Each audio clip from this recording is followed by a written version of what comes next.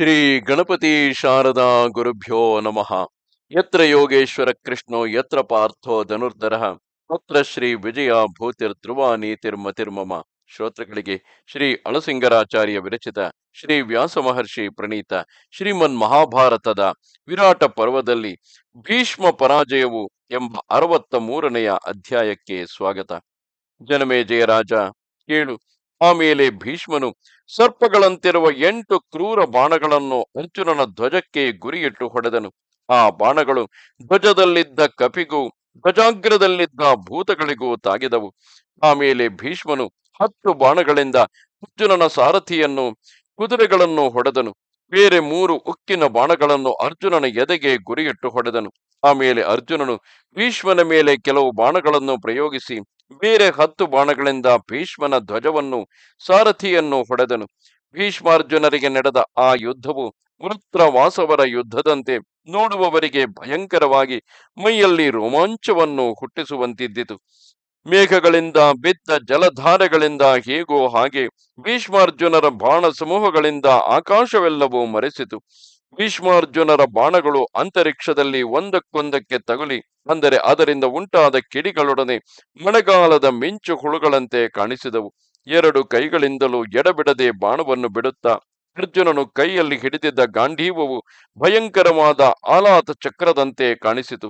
ಮೇಘವು ವರ್ಷಧಾರೆಯಿಂದ ಪರ್ವತವನ್ನು ಮುಚ್ಚುವಂತೆ ಅರ್ಜುನನು ಬಾಣಧಾರೆಯಿಂದ ಭೀಷ್ಮನನ್ನು ಮರೆಸಿದನು.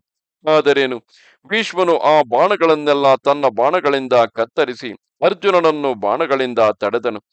ಭೀಷ್ಮನ ಬಾಣಗಳೆಲ್ಲವೂ ಅರ್ಜುನನ ರಥಕ್ಕೆ ತಗುಲಿ ತುಂಡಾಗಿ ಬಿದ್ದು ಹೋದವು. ಚಿನ್ನದ ಹಿಡಿಗಳಿಂದಲೂ ಗರಿಗಳಿಂದಲೂ ಕೂಡಿದ ಭೀಷ್ಮಾರ್ಜುನರ ತೀಕ್ಷ್ಣ ಬಾಣಗಳು ಆಕಾಶವನ್ನೆಲ್ಲ ಆವರಿಸಿದವು. ಆಮೇಲೆ ಅರ್ಜುನನು ಅಸಂಖ್ಯಾತಗಳಾದ ಕ್ರೂರ ಬಾಣಗಳನ್ನು ಭೀಷ್ಮನ ಮೇಲೆ ಪ್ರಯೋಗಿಸಲು ಭೀಷ್ಮನು ಅಷ್ಟೇ ಬಾಣಗಳನ್ನು ಅರ್ಜುನನ ಮೇಲೆ ಬಿಟ್ಟನು.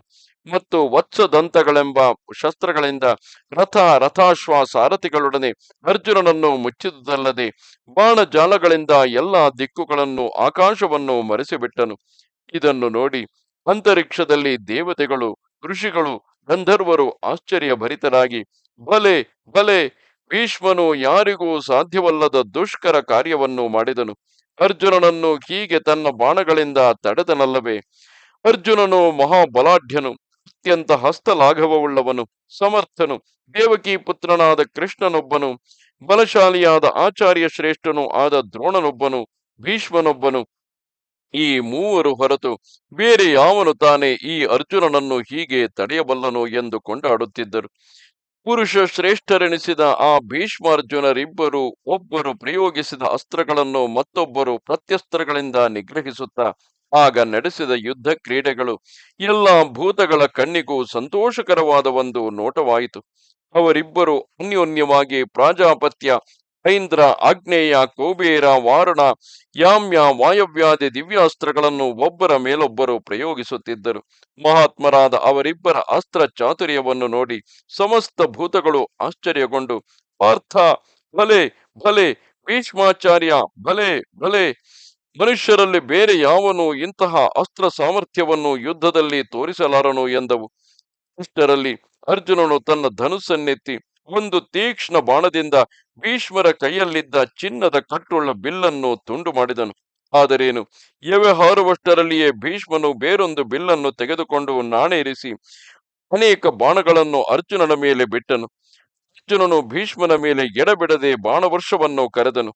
ಓ ಜನಮೇಜಯ ರಾಜ, ದಿವ್ಯಾಸ್ತ್ರ ವಿಶಾರದರೆನಿಸಿದ ಆ ಭೀಷ್ಮಾರ್ಜುನರಿಬ್ಬರು ಒಬ್ಬರ ಮೇಲೊಬ್ಬರು ಎಡಬಿಡದೆ ಬಾಣಗಳನ್ನು ವರ್ಷಿಸುವಾಗ ಬಲಗಳಲ್ಲಿ ಯಾರು ಹೆಚ್ಚು ಯಾರು ಕಡಿಮೆ ಎಂಬ ವ್ಯತ್ಯಾಸವೇ ತಿಳಿಯದಂತಾಯಿತು.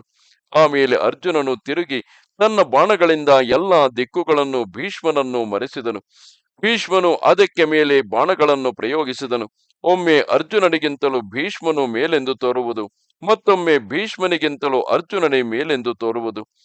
ಹೀಗೆ ಒಬ್ಬರನ್ನೊಬ್ಬರು ಮೀರಿಸುತ್ತಾ ಲೋಕಕ್ಕೆ ಆಶ್ಚರ್ಯವನ್ನುಂಟು ಮಾಡುತ್ತಿದ್ದರು. ಅರ್ಜುನನ ಬಾಣಗಳಿಂದ ಹತರಾದ ಭೀಷ್ಮನ ರಥರಕ್ಷಕರು ಆ ಅರ್ಜುನನ ರಥದ ನಾನಾ ಕಡೆಗಳಲ್ಲಿಯೂ ಸತ್ತು ಬಿದ್ದಿದ್ದರು. ಶತ್ರುಗಳ ಸುಳಿವೆ ಇಲ್ಲದಂತೆ ಮಾಡುವ ಉದ್ದೇಶದಿಂದ ಅರ್ಜುನನು ಬಿಟ್ಟ ಗಾಂಧೀವ ಪ್ರಯುಕ್ತಗಳಾದ ಚಿನ್ನದ ಹೊದಿಕೆಯುಳ್ಳ ತೀಕ್ಷ್ಣ ಬಾಣಗಳು ಆಕಾಶದಲ್ಲೆಲ್ಲ ಹಂಸ ಶ್ರೇಣಿಗಳಂತೆ ಕಾಣಿಸುತ್ತಿದ್ದವು. ಆಶ್ಚರ್ಯಕರವಾದ ಅರ್ಜುನನ ಈ ದಿವ್ಯಾಸ್ತ್ರ ಪ್ರಯೋಗ ಚಾತುರ್ಯವನ್ನು ಅಂತರಿಕ್ಷದಲ್ಲಿ ಇಂದ್ರಾದಿ ದೇವತೆಗಳೆಲ್ಲರೂ ಕುತೂಹಲದಿಂದ ನೋಡುತ್ತಿದ್ದರು. ಆಗ ಚಿತ್ರಸೇನನೆಂಬ ಗಂಧರ್ವರಾಜನು ಅರ್ಜುನನ ಈ ಅಸ್ತ್ರ ಚಾತುರ್ಯಕ್ಕಾಗಿ ಬಹಳ ಸಂತೋಷಗೊಂಡು ದೇವರಾಜನಾದ ಇಂದ್ರನೊಡನೆ, ಮಹೇಂದ್ರ, ಅದು ಒಂದಕ್ಕೊಂದು ಪೋಣಿಸಿದಂತೆ ಸಾಲಾಗಿ ಅಂತರಿಕ್ಷದಲ್ಲಿ ಹೋಗುತ್ತಿರುವ ಆ ಅರ್ಜುನನ ಬಾಣಗಳ ಗತಿ ವೈಚಿತ್ರ್ಯವನ್ನು ನೋಡು. ಇದನ್ನು ಮನುಷ್ಯರು ಯಾರೂ ನಂಬುವ ಹಾಗಿಲ್ಲ. ಏಕೆಂದರೆ ಮನುಷ್ಯರಲ್ಲಿ ಯಾರಲ್ಲಿಯೂ ಇಂತಹ ಅಸ್ತ್ರ ಚಾತುರ್ಯವಿಲ್ಲ. ಈ ದಿವ್ಯಾಸ್ತ್ರಗಳ ಸೇರುವೆಯು ಲೋಕಾಶ್ಚರ್ಯಕರವಾಗಿದೆ. ಆಕಾಶದಲ್ಲಿ ತಪಿಸುತ್ತಿರುವ ಮಧ್ಯಾಹ್ನದ ಸೂರ್ಯನನ್ನು ಹೇಗೋ ಹಾಗೆ ಶತ್ರು ಸೈನ್ಯಗಳು ಅರ್ಜುನನನ್ನು ಕಣ್ಣೆತ್ತಿಯೂ ನೋಡಲಾರವು. ಇಬ್ಬರು ಮಹಾತ್ಮರು, ಇಬ್ಬರು ಪ್ರಸಿದ್ಧ ಕಾರ್ಯವುಳ್ಳವರು, ಇಬ್ಬರು ಆಶ್ಚರ್ಯ ಪರಾಕ್ರಮವುಳ್ಳವರು, ಇಬ್ಬರು ಶತ್ರು ದುರಾಸದರು ಎಂದನು. ಈ ಮಾತನ್ನು ಕೇಳಿ ದೇವೇಂದ್ರನು ಕೂಡ ಆ ಭೀಷ್ಮಾರ್ಜುನರ ಯುದ್ಧಕ್ಕೆ ಮೆಚ್ಚಿ ಪುಷ್ಪವೃಷ್ಟಿಯ ಮೂಲಕವಾಗಿ ಅವರಿಬ್ಬರನ್ನು ಗೌರವಿಸಿದನು. ಇಷ್ಟರಲ್ಲಿ ಭೀಷ್ಮನು ಬಿಲ್ಲಿಗೆ ಬಾಣಗಳನ್ನು ಸಂಧಾನ ಮಾಡಿ ನಿಂತಿದ್ದ ಅರ್ಜುನನ ಮೇಲೆ ಬಾಣಗಳನ್ನು ಪ್ರಯೋಗಿಸಿದನು. ಇದನ್ನು ನೋಡಿ ಅರ್ಜುನನು ಒಂದು ಬಾಣದಿಂದ ಭೀಷ್ಮನ ಬಿಲ್ಲನ್ನು ಕತ್ತರಿಸಿ 10 ಬಾಣಗಳನ್ನು ಭೀಷ್ಮನ ಎದೆಗೆ ಹೊಡೆದನು. ಈ ಬಾಣಗಳಿಂದ ಭೀಷ್ಮನು ಬಹಳವಾಗಿ ನೊಂದು ತನ್ನ ರಥದ ಮೂಕಿಯನ್ನೊರಗಿಕೊಂಡು ಬಹಳ ಹೊತ್ತಿನವರೆಗೆ ಹಾಗೆಯೇ ಹೊಟ್ಟೆ ತಪ್ಪಿದಂತಾಗಿ ಕುಳಿತು ಬಿಟ್ಟನು. ಇದನ್ನು ನೋಡಿ ಭೀಷ್ಮನ ಸಾರಥಿಯು ಯುದ್ಧ ಧರ್ಮವನ್ನು ನೆನೆಸಿಕೊಂಡು ವಿಪತ್ತಿಗೆ ಸಿಕ್ಕಿಬಿದ್ದ ಮಹಾರಥನಾದ ಆ ಭೀಷ್ಮನನ್ನು ಅಪಾಯದಿಂದ ರಕ್ಷಿಸುವುದಕ್ಕಾಗಿ ರಥವನ್ನು ಬೇರೆ ಕಡೆಗೆ ಬಿಟ್ಟುಕೊಂಡು ಹೋದನು.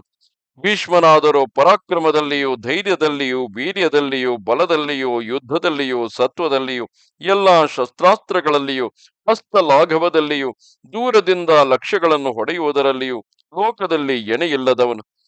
ತಂದೆಯಿಂದ ಅನೇಕ ವರಗಳನ್ನು ಪಡೆದವನು. ಎಂತಹ ಶ್ರಮವನ್ನಾದರೂ ತಡೆಯಬಲ್ಲವನು, ಎಂತಹ ವೈರಿಗಳನ್ನಾದರೂ ಜಯಿಸಬಲ್ಲವನು, ಭೇದವಿಲ್ಲದವನು, ಅಧೀನವಾದ ಮರಣವುಳ್ಳವನು, ಶೂರನು, ಪಿತೃ ಶುಶ್ರೂಷೆಯಲ್ಲಿ ನಿರತನಾಗಿದ್ದವನು. ಇಂತಹ ಮಹಾತ್ಮನು ದುರ್ಯೋಧನನ ಹಿತಕ್ಕಾಗಿ ಅರ್ಜುನನೊಡನೆ ಯುದ್ಧಕ್ಕೆ ನಿಂತರು ಪಾಂಡವರ ಶ್ರೇಯಸ್ಸಿಗಾಗಿ ತಾನು ಸೋತವನಂತೆ ಯುದ್ಧರಂಗದಿಂದ ಹಿಂತಿರುಗಿದನು. ಇದು 63ನೆಯ ಅಧ್ಯಾಯವು. ನಮಸ್ತೆ ಶಾರದೆ ದೇವಿ ಕಾಶ್ಮೀರ ಪುರವಾಸಿನಿ ತ್ವಾಮಹಂ ಪ್ರಾರ್ಥೆಯೇ ನಿತ್ಯಂ ವಿದ್ಯಾದಾನಂಚ ದೇಹಿಮೆ. ನಮಸ್ಕಾರ.